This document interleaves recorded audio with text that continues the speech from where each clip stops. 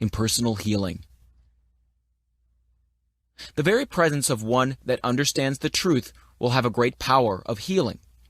The reason for this is that we are all in mind, and we have with us at all times our thought. And since all manifestation is the result of mind in action, and we are thinking beings and are always causing mind to act, the very presence of our thought will have some power to act upon whatever we are thinking about. We are dealing with a power which in itself is limitless. We limit it, and so it cannot become to us the bigger thing. Of itself, the power is the same that made the worlds, and it cannot realize any sense of limitation. That they could not enter in because of their unbelief, and because they limited the Holy One of Israel. Stop limiting things. Things are as big as we make them, no more, no less. There is room at the top. Get on top of everything and dare to dominate the earth. All things are given us to use. Make use of them. Everything is limitless, and we must see the truth that the fault is not in the law, but in ourselves when we fail. Not with God, but with man. Dare, dare, dare. Think of the bigness of things in the universe. Think of the number of grains of sand, the profusion of all life, and never again limit anything. All is yours to use. Jesus would never have become the Christ unless he had had the courage to say, "Behold, I am he." You will never attain until, in some degree, you are able to say the same thing of yourself. We must learn to reach out and take what is meant for us, the greater life, the all-good. People say, "Yes, but how do you do it?" Simply know that God makes things out of himself by speaking the word, and that in your own life you can do the same. All people can think, and all people can speak, at least mentally. This is all that you need to begin on. The Word is at the center of all creation and is first cause, the starting point of all that you see. The Word is in your own mouth, and all that you have to do is speak it.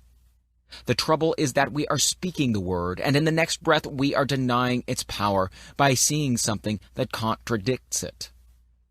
If the Word is the way that God creates, it is the right way. If it works for God, shall it not work for us?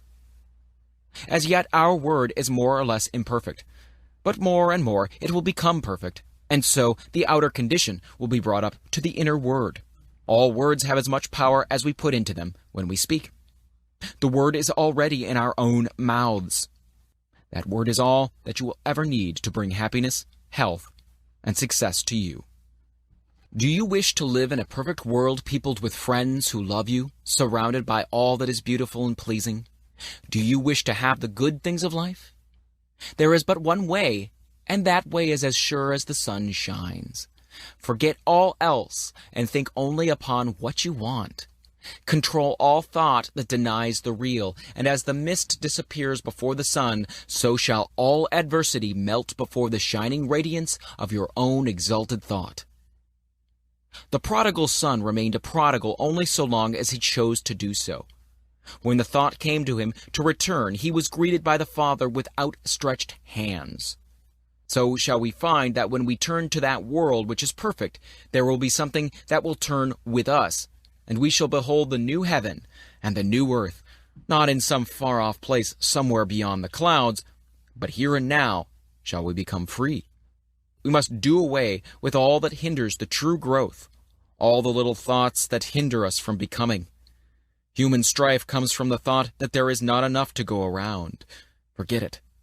We cannot use even what we see, and what we do not see is infinite. You'll rob no one by becoming prosperous, and the laws that underlie this state of being are simple and easy to understand, and not hard to attain for the one who is willing to let go of the negative state of being.